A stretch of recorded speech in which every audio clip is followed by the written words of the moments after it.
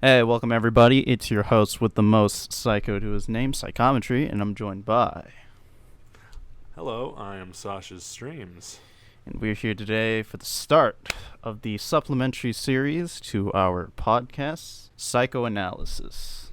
So this is a bit of a supplementary series that we have going on in addition to our regular podcast. I pitched this idea to Sean way back when, like a few weeks ago, when we first did I think it was Darwin's game, like way back when. Oh, wow. Yeah, Huh. because I originally had this idea, which was like we could have a additional series on top of our podcast, going deeper into stuff we want to discuss, rather than just going.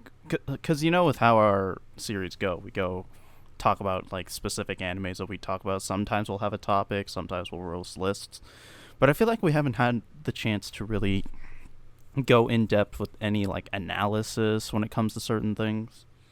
And I felt this was kind of the perfect chance for us to have a particular topic we want to talk about, as well as flex our analytical and investigative skills when it comes to certain things that we want to discuss. You know, if we want to start a discussion, if we want to do various things with this series, that's what I had in mind when I originally pitched this to Sean. That'll be definitely fun. Yeah. Now, admittedly, as you might see from the title of this video, I very much wanted to start this series off on a much lighter note. But unfortunately, as it stands, the opening pilot to this series is going to be a bit of a somber topic. It's going to be a bit of a downer. And that's because it had come to my attention, what was it, around like June 9th, I think. It was only a few nights ago. I was browsing Twitter, as I typically tend to do, because I like to keep in the know. You know, I like keeping my ears low to the ground to hear of rumblings, hear of anything that might be cropping up, might be important to talk about. And I stumbled upon the fact that Kiryu Coco was trending on Twitter. Now, Kiryu Coco, as people who are watching this video right now, you'll know that she's not exactly a stranger to controversy. You know, her name is cropped up many a couple of times. For good reasons, for bad reasons. You know, it seemed like it would have been any other night where she just gotten herself into some trouble or something, or maybe something great happened. So, lo and behold, I clicked on the topic, and it was to the resounding sorrows of the Hololive fans that she was going to be departing from the Hololive roster on July 1st of this year. You know, when I heard the news, when I saw the initial reception, you know, it definitely, I think I want to give my first impression thoughts. Is that I think for clarity's sake, is that I'm not particularly too attached to the situation. As a Hololive member, she was someone that I, saw in clips and stuff. And it was only recently that I actually was a regular viewer of her Reddit review series. Like about a month ago was when I started catching up with them weekly, whenever she went live with them. So, clarification's sake, is that I'm not particularly attached to her. But even then, you could feel the weight and the sorrow of the fans when they were talking about how much of a shocker this news was, how much this came out of nowhere, really. and what impact it's sort of having on them. How about you, Sasha? When did you hear about the news, and how did you feel about it? So, I mean, I had honestly just been kind of browsing through Twitter, kind of half shit posting as I do. As we tend to. I saw some of the news, and I mean, some of the people I follow had, posted some stuff about, really being sad and sorry to see her go. But, honestly, I'm also speaking from a not, heavily attached position. She was a very she was honestly one of the biggest ones over here in the West, due to her bilingual and honestly bicultural approach to everything. Yes, definitely. She was definitely a person that could everyone could really relate to, and kind of brought everyone closer together. And she kind of kicked off the whole West Hololive thing in the first place. Mm-hmm. But in my opinion, I think it might honestly be good for her. As far as I understand, she's going to go do her own independent ventures, and that's honestly, I believe, going to be the best for her. And hopefully that was the way she saw it as well, that it's just going to be the next better step for her, instead of, sometimes it's better to leave somewhere and grow on your own. But would you say it's kind of stay had, somewhere. the initial news still kind of saddened you a little bit, even if you weren't particularly close with that character? Oh yeah, definitely. I mean, it's always going to be really sad to see one of your favorite characters go, because, you're not going to see all of those huge collaborations with, hilarious clips. Yeah. I mean, hopefully she's still going to be doing, some of the similar things that she's been doing before, but under a different, moniker and everything, obviously. Mm-hmm. And we'll get into that, but first and foremost is that, as we've established through myself and Sasha, and literally just about most of the people you'll see talking about it on Twitter, talking about it on Reddit, talking about it on YouTube, is that the general consensus of the reaction was it was extremely sad, but also really shocking and out of nowhere. And, this... There really was no, build up to this. It was just, she's just doing stuff. Oh. Yeah. And ultimately, if that's all it was, it wouldn't be too much of a controversy. But the problem, and the reason why this video currently exists and why we're talking about this, is because there's a little bit more to this. There's a little bit more going on, and it's honestly some concerning and worrying stuff. And I feel like this is something that we need to discuss. This is something we need to talk about, we need to address, and we need to... There's a definite component. Hopefully sort of prevent with what's going to happen. And that is the fact that there is a bit of an echoing sentiment on where the fault with Coco's departure is lying with, and as a result, what people are planning to take in terms of future action. And we'll get into a lot more of that. There's quite a bit we have to cover here first before we talk about why these echoing sentiments are dangerous. As a general brief overview quickly is the fact that a lot of people are pointing fingers at the fact that Coco's departure is at the fault of Cover themselves, as well as the fact that the reason for them essentially sacking her is politically motivated. Politically and financially motivated. And as such, because of this reasoning that they have for Coco's departure, there is a bit of an echoing sentiment of people believing that we need to now cancel Cover. And this is the primary reason why we need to have this discussion, is because ultimately with the fans having this suddenly out of nowhere announcement, even though Coco's announced that this was something that they talked about way before, the fact is that this is the first time we're hearing it, but it really came out of nowhere. It seemed like there was no reason for this to happen, and as such, when something like this happens on the scale that it does, our immediate reaction is going to be something's wrong, there's somebody at fault, and we need to find out what it is. And as such, because this is kind of the conclusion that the fans have drawn, is the immediate response is anger, the fact that we need to cancel them. Ultimately, the point of this video is we can't cancel Cover. It's not even really their fault for now, and as far as we are completely aware. And going forward, what we should be doing. Those are the three things I want to cover, is that it's not their fault, and even if it was, there's a dangerous precedent to canceling them, and see what we should be doing instead. Now, if you're clicking on this video, the likelihood is that you know who Coco is. There's really no point to having the introduction, but, I'll have a little bit more to edit, and at the end of the day, maybe you somehow stumbled upon the news and you don't know what's going on. So in the extreme unlikelihood you don't know who she is. Despite her stature and status within Hololive, Kiryu Coco is a member of the 4th generation of Hololive, which officially is the 5th generation of Hololive. Confusing, I know. She debuted in December of 2019 on the 28th, over a year and a half ago as of the time of this recording.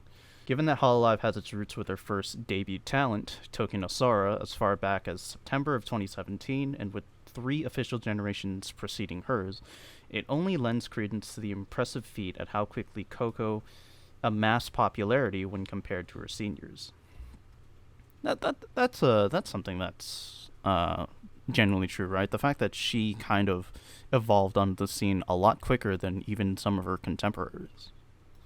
Oh, absolutely. I mean, with her ability to, include both her, local Japanese audience and as well as, the American or English-speaking audience, she was able to reach a much wider base and was honestly a lot of fun to interact with. Yeah. For her viewer base. As Sasha's mentioned, Coco really had a distinct advantage over her fellow generation or gen mates, as well as seniors. And that's the fact that she was fluent in Japanese as well as English. Not only that, she was well versed in both cultures surrounding those languages as well, both popular and meme related. This made it so she was highly interactable with for both sides, because she understood the landscapes of both cultures really well. This gave her the distinct appeal of being a liaison for the Western audience, as well as being an educator for her Eastern, predominantly Japanese audience. She'd had this whole back and forth rapport of being able to translate and explain cultural differences to the English bros, as well as being an educator for the Japanese bros when they weren't clear on, some of the Western meme culture. Yeah, because it's very different. I mean, if you look around on message boards and see, ones from different countries' memes, it's wow, incomprehensible. So, she was really very good about explaining, what was going on. Yep. This was often reflected in her streams. She regularly employed both languages, utilized memes, and behaved in a way that Western audience could relate to, and could clarify her behaviors to her Eastern audience. This was coupled with a dedicated fan base translating both parts of her streams when she spoke Japanese or English.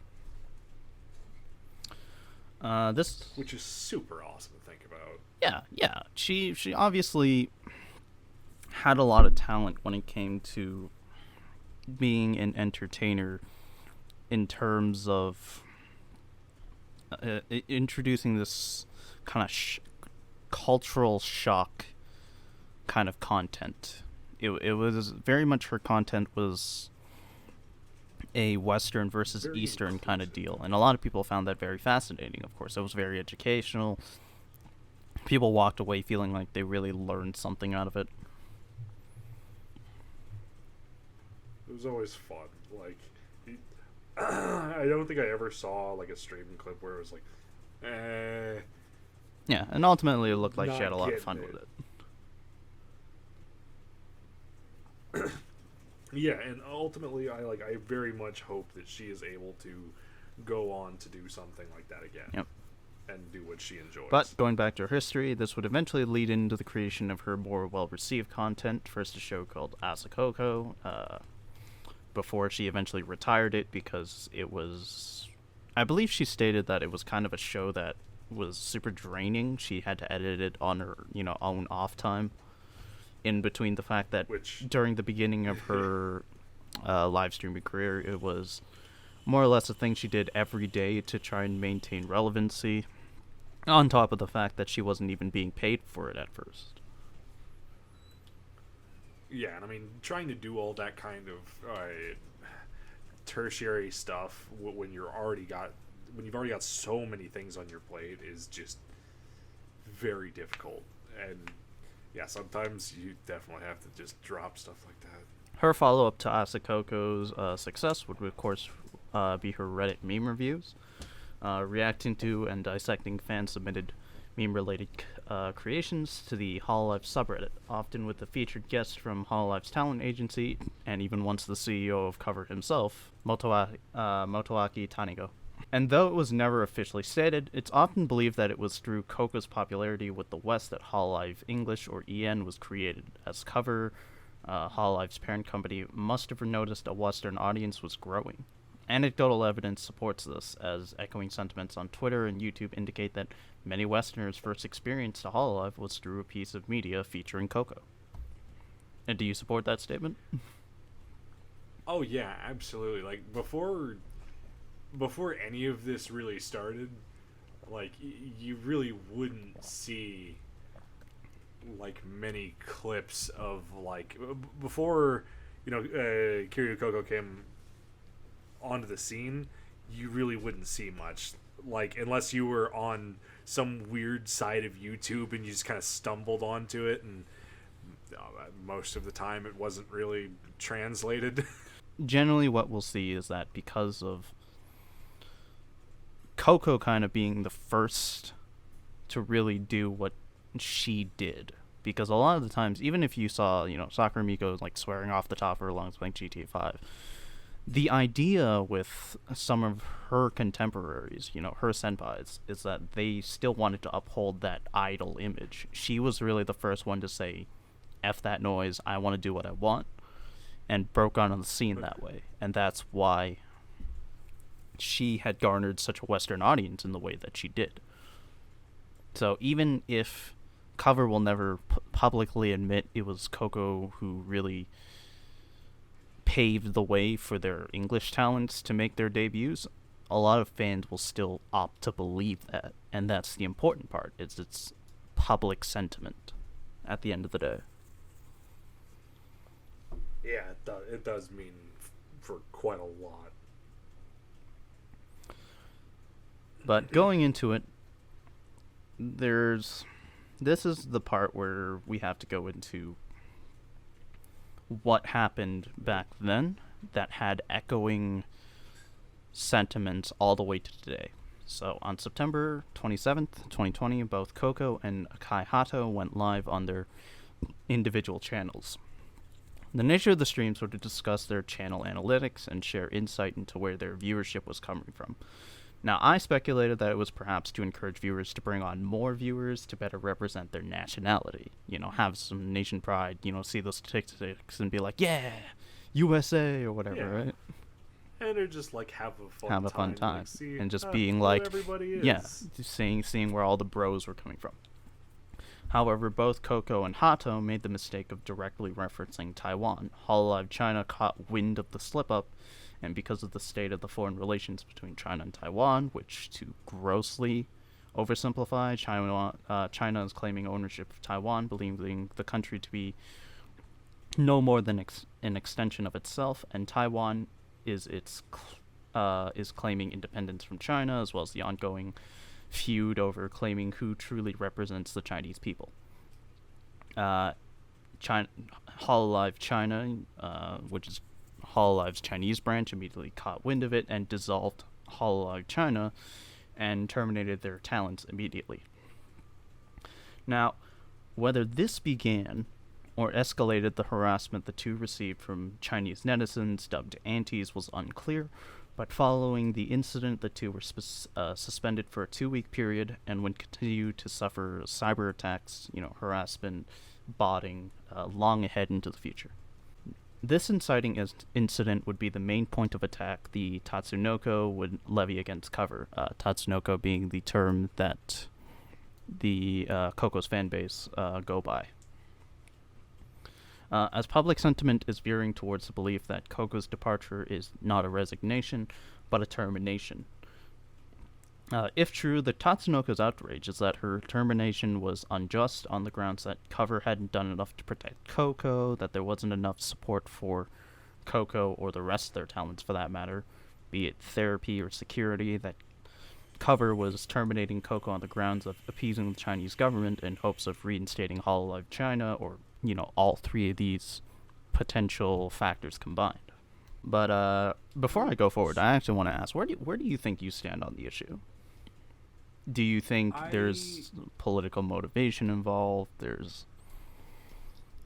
Do you think it's monetary?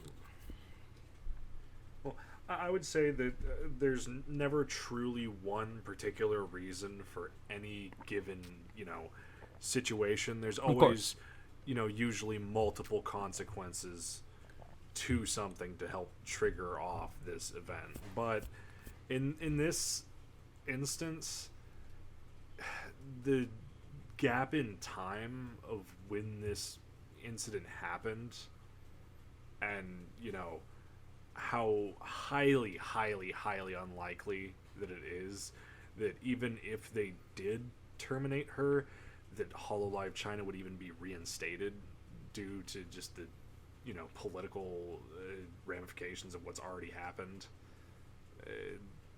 It's highly unlikely that they would ever be reinstated in that form anyways. So to try to solely base it on that kind of thing, given the gap of time, just doesn't seem right. I mean, it could definitely be an inciting incident of, one of the reasons why she chose to leave, or if they truly did, want to, remove her talent from their roster, then, that may also be a reason. But there never really can, unless somebody comes out and says specifically why, which definitely will not happen because of how many NDAs and rules that they already have with Hololive, with, talents being able to speak about anything outside of their character. I highly doubt that they wouldn't have an NDA in this kind of situation. So I don't think we ever truly will know the very specific reason, but right, and thus before we deliver a verdict, I think it's important to analyze it from both lens, as well as play devil's advocate and enter some speculative territory. So once again, assuming that Coco is being terminated by Cover, it'd be easy to assume why that would be the case. When it comes to the entertainment industry, getting China involved is always a big boon for any company. It's the reason film studios go the extra mile to ensure their films are greenlighted by Chinese standards.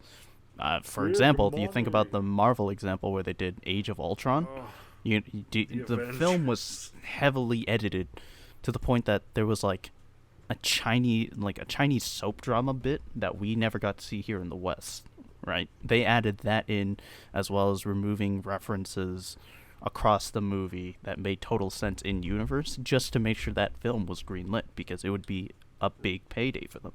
It was worth the costs that would need to be offset to edit those parts out and make that film work. They are an economic powerhouse. Exactly.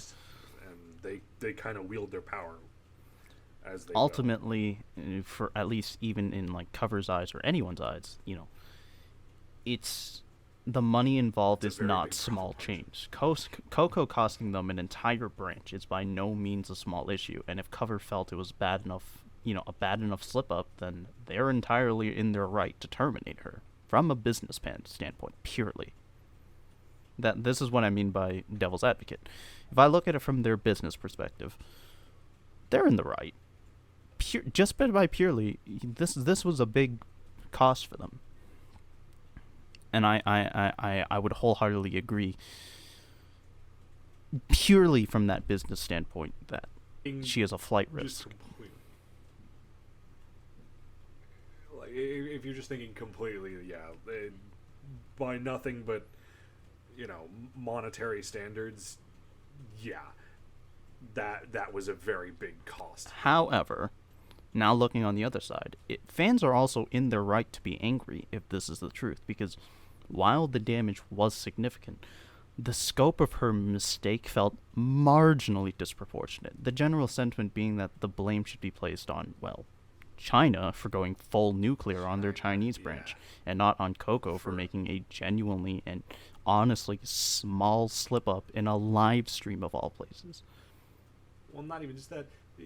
You know, the analytics themselves marked it as such. And Yeah, the blame should have been was placed doing on, was say, referencing YouTube or such. something, because that was their analytics. Yeah. It wasn't like anything she said was from her political standpoint, her beliefs, or anything. She just read a name on a statistic. Because you can tell from her that, you know, all she was doing was reading. She didn't even think anything of it. If anything, I don't even think she like made a second slip up of like, oh, whoops, I said that. I just think it was a move on kind of thing. If anything, there's also this kind of issue that I take with this live stream, is the fact that how come nobody, if this is supposed to be Coco's fault in Cover's eyes, then why didn't Cover try to stop her, you know?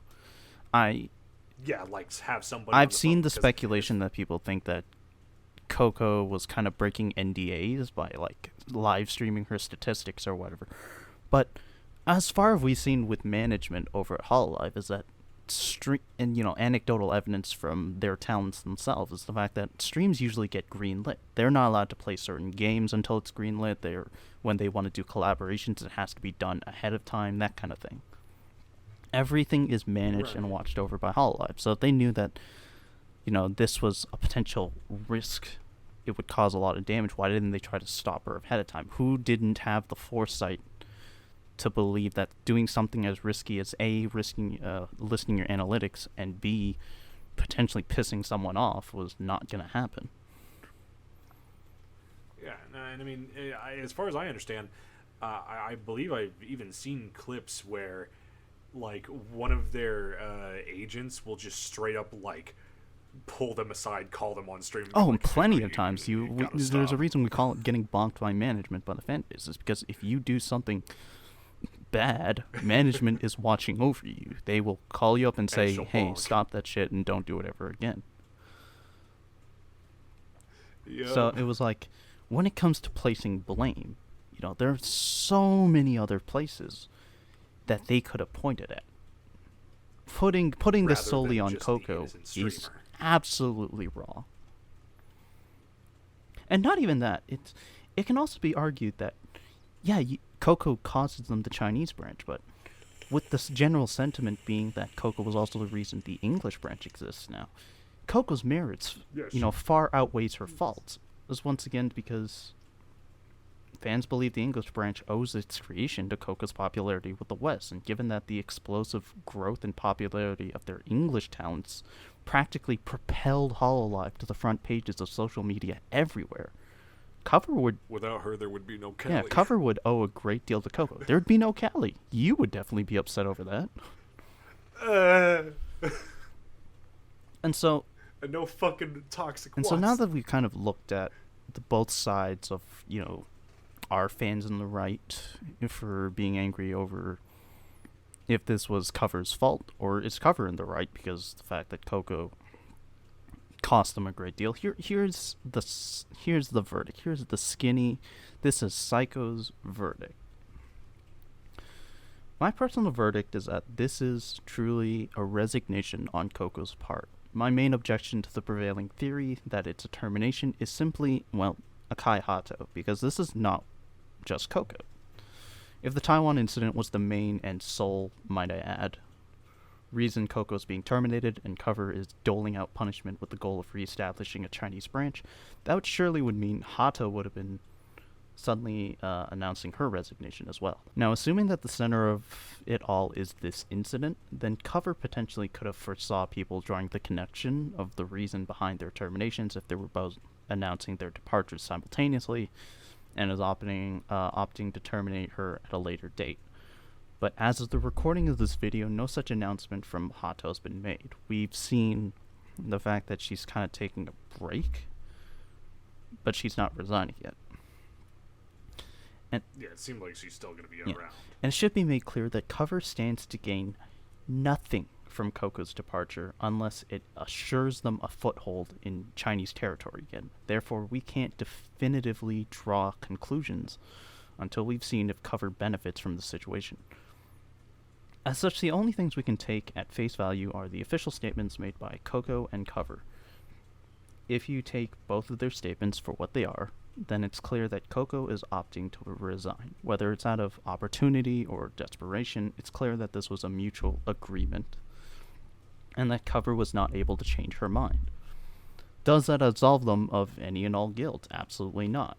It's, at least if it's the case that it was desperation that drove Coco to resign. At the end of the day, Cover would have been well aware of the abuse Coco was suffering from, and unless Coco was straight up lying about her state of being, it would be on Cover to ensure she got the help she needed to cope with it, if not for the sake of morals, at least for the sake of their business. Their talents are no different than a professional to a competitive team of any kind, and it would be in their best interest to ensure their talents perform at their best at all times. Again, unless Coco was being untruthful, then Cover failed on all fronts in this regard.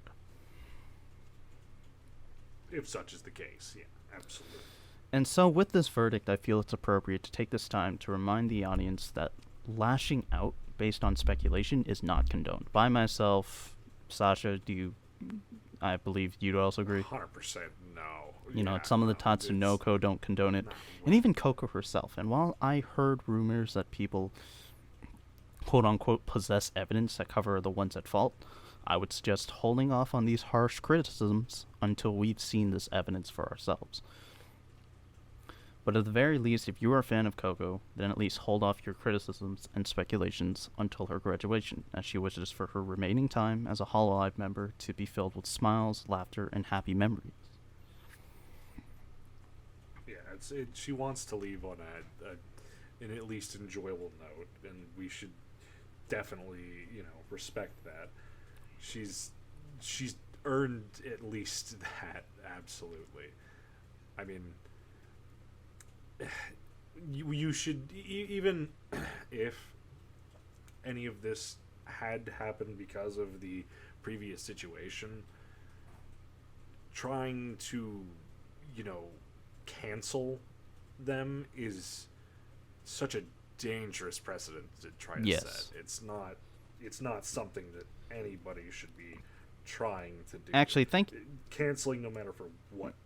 Well, I was going to say thank you for bringing that up, actually, because finally, with all of that out of the way, now that we have her history, her context surrounding any controversy, and how the fans are currently feeling, we're getting to the point of the video, is that what we can and honestly should discuss is the trajectory that the entire Hololive fan base is headed for, because it's honestly concerning.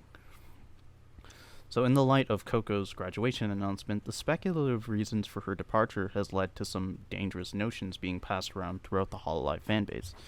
And one of those notions is that it's time to cancel Cover as a whole. But before we discuss why that is a very, very bad idea, I would like to quickly make a prediction. I predict the entire fanbase is going to see a major split, which will escalate to a major online conflict. And the reason behind this is as follows. The first is that the Taiwan incident was by no means a closed one. Hololive's explosive growth happened around the time this took place. So many eyes were on the scene when Coco and Hato had their bans placed. As a result of this particular incident being rather common knowledge throughout all of corners of Hololive, it's made the theory of Coco's departure being tied to the incident the prevailing one. And it seems to be commonly espoused whenever unknowing fans ask for the reason for her departure, simply because neither Coco's announcement video or cover statement have a semblance of an answer for her departure. Both statements that have come out hold nothing conclusive. There are no reasons for it. They just simply say, all the best to her and good luck. The other reason is that whenever the internet feels that someone or something is bending backwards to appease China, their reaction is to reprimand them. A very popular example, and possibly prophetic example, is the infamous Blizzard incident, where a Hearthstone tournament participant Chung Blitz Chung Ying suddenly voices concerns over the situation concerning Hong Kong. And although he was the only one voicing his opinions, Blizzard opted to fire the 2 shoutcasters interviewing him at the time, in addition to doling out his ban from pro play and seizing his winnings. This led the internet to internationally try to boycott the company, and while the scale of these 2 separate incidents are not the same, the sentiments being echoed certainly are. That was definitely a very explosive, inflammatory, and very much more overblown, and well, no, I don't want to say overblown. I want to say very much more extreme situation. But we can agree that based on what we've seen with the echoing sentiments is that they're kind of similar. They're very much similar in the same way. People are getting very angry, and they're pointing out and they're pointing their anger at the same reasons as these 2 incidents. Absolutely. They're definitely share a lot of the same hallmarks, but yeah, in Blizzard's example, it's very much a more knowing and willful, statement, whereas poor Coco's just trying to make a fun video. So on the other side of this great divide, however, are people against the boycott.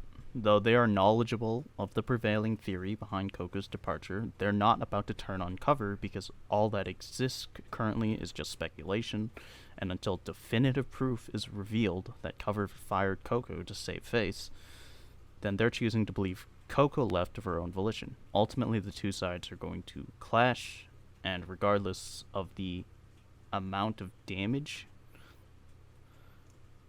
that'll be done, damage is still going to be done to the fan base as a whole. It's just up to Cover to find a way to mitigate it. And try to hopefully heal that rift as best they can. But do they really need to?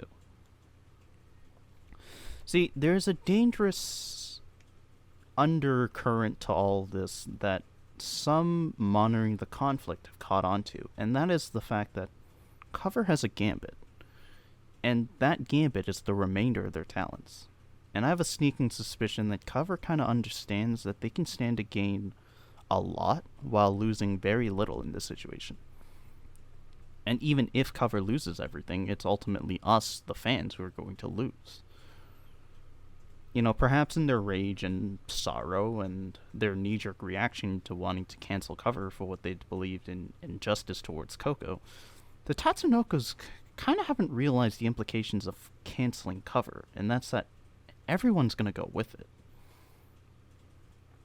Cover... yeah, there will be no more... Yeah, Cover has themselves a bit of a hostage situation at the end of the day, and the fact that they're placing the Tatsunokos in a losing position, because while some are saddened by Coco's departure, not many of them are about to give up the rest of their favorite talent just for justice for Coco, quote-unquote.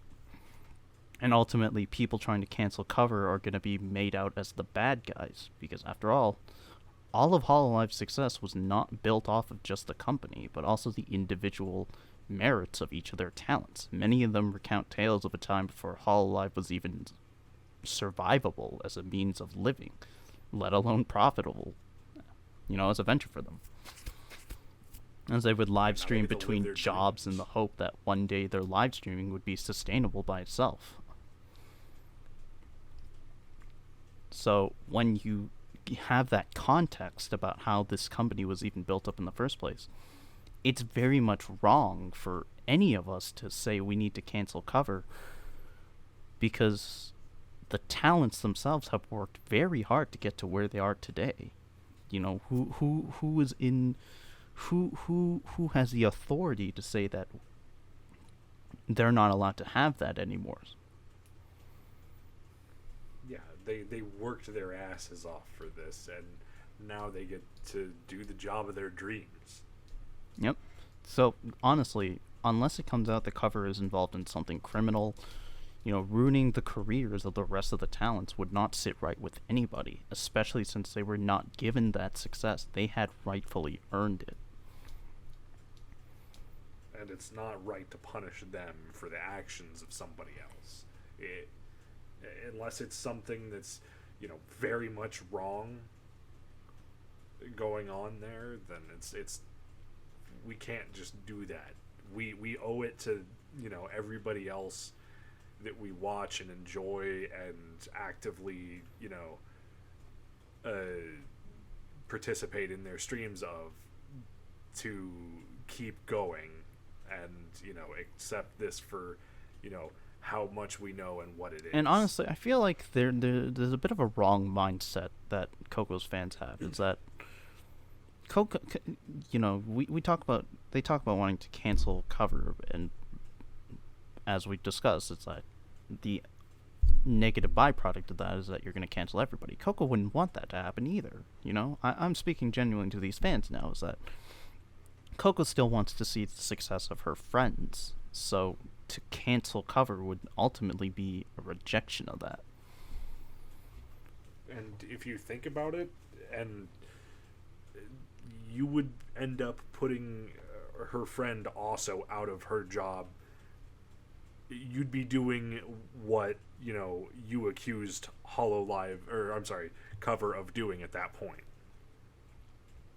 So ultimately, it's like, when speaking to the fans, is that this is genuinely not the right way to approach things. I get that you're angry. I get that there's a lot of sadness surrounding it. Yeah, as Sasha said, you have every right to be angry, but that does not justify the fact that what you want out of that anger, how you want to mitigate it, how you believe justice needs to be doled out, it's going to be extremely costly, and goes against ultimately what the person you're idolizing wants out of this situation. They don't want justice for themselves. They don't want to see the company that's upholding the livelihood of her friends to come down. Ultimately, where I stand on the issue is that Cover will get a pass for now. How about you, Sasha? Yeah, absolutely. Like, we always need to take the approach of, until we know for an absolute fact, sorry, moving away from the mic a little bit, before we know in absolute fact what happened, until we have, concrete proof and evidence, there's no reason to, suspect, any foul play here. It's just seems to be a mutually reached business agreement. Exactly. I'm not convinced Coco's departure was politically or financially motivated, for the reasons that we've stated previously, but also because her departure is still being treated with a level of respect and reverence by Cover. Both Coco and Amane Kanata have recently revealed that following Coco's departure, the other talents and future talents will still be able to reference her by name in their streams, and possibly official Hololive content that we've yet to see. If Cover truly wanted to cover up Coco, and even Hato if there's a plan for it, then they would have told the other talents that their names would be forbidden to bring up on any form of broadcast. Yeah, they would be just completely expunged at that point. And ultimately, who are we as the fan base to question her wishes if she wants this to blow over without incident? Ultimately, what we should be doing in this particular instance is simply supporting the remaining talents and Coco wherever she may go.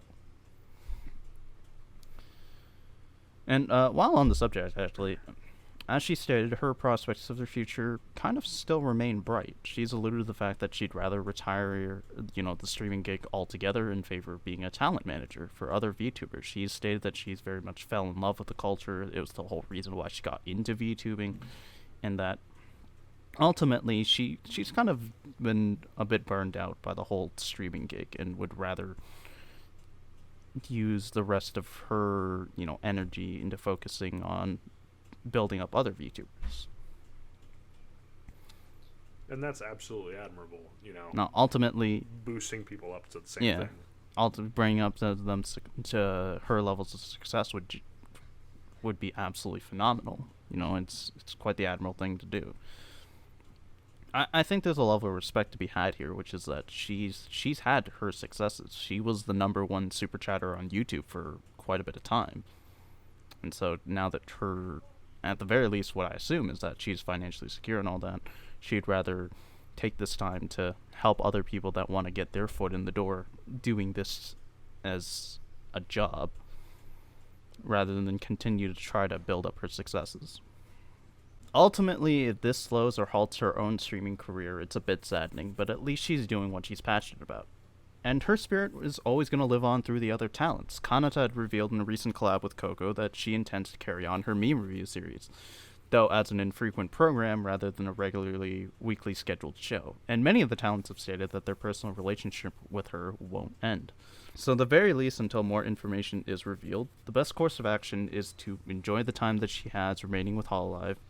So I'll take some deep breaths and simply continue monitoring the situation closely. At least try to enjoy the time that we have left. Yep. And when the time comes, send her off with the biggest heartfelt messages you can think of.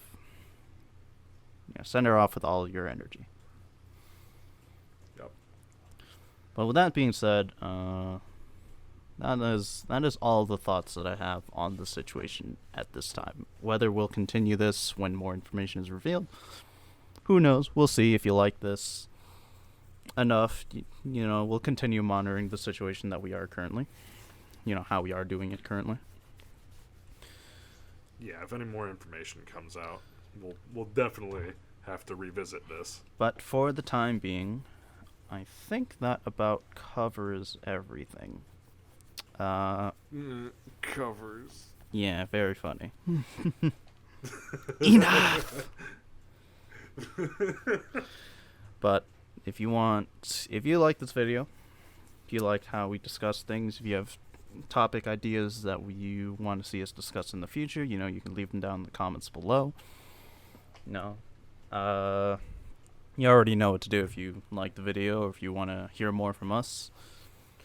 But as you might know, that here on this channel we feature our very own podcast. If you want to check that out, see us discuss weekly anime picks, roast some company endorsed top 10 anime lists, talk some about trash lists. talk about other topics, then you can find all the information to the podcast, what times we do it, all down in the description below. Thank you very much, Sasha, for coming out to talk about absolutely. Thank you for having the me. ongoing situation with Coco. Sasha is my fellow Hololive expert here over at the Caffeinated Weebs. I very much wanted to bounce ideas off of him because I feel he would be the best person suited for it here. It's been good. It's been good covering this topic with you. I hope to get to do this with you again. Where can they find you while playing some dope ass video games, or maybe wanting to talk to you more in depth about anime and stuff? Yeah, if you guys want to catch me, I'm usually streaming at SashasStreams on Twitch. And sometimes you'll see my boomer Twitter actually activate with other things besides stream messages on Twitter at SashasStreams. Yeah, send him some dope-ass Hololive memes. Send him pictures of Callie and all her greatness. Do all the good stuff. Make him more active on Twitter. We want to see that happen. Someday. And I've been your host for this psychoanalysis, Psychometryyy himself. You can find me on all links below. And with that being said, this has been the very first episode of Psychoanalysis. Thank you very much for watching. Hope we'll see you again soon. Goodbye.